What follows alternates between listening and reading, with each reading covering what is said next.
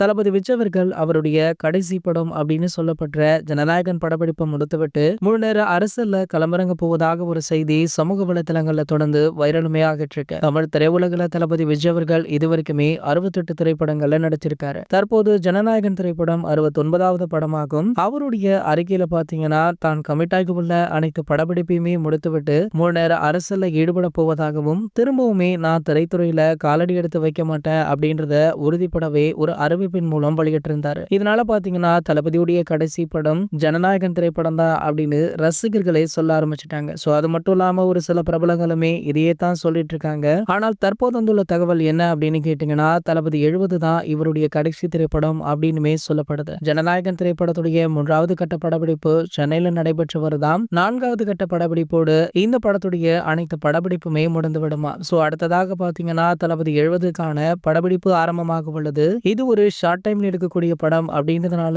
இந்த படத்திற்கான call sheet தளபதி விஜய் அவர்கள் வெறும் 100 நாட்கள் தான் கொடுத்திருக்காரா. இந்த படத்தை பாத்தீங்கன்னா அவருடைய ஆஸ்தான இயக்குனரான அட்லி அவர்கள் தான் டைரக்ஷன் பண்ண இருக்காரு. இதற்கான பூஜை அடுத்த மாதம் போடப்படும் அப்படின்ற மாதிரி நம்பப்படுது. கூடிய விரைவிலேயே இதற்கான முறையான அறிவிப்பை படக்குழுவை வெளியிடுவாங்க. இது போன்ற சினிமா செய்திகளை பத்தி நீங்க உடனே தெரிஞ்சுக்க நம்மளுடைய தளபதி டாக்கீஸ் அப்படின்ற நம்ம சேனலை சப்ஸ்கிரைப் பண்ணிக்கோங்க.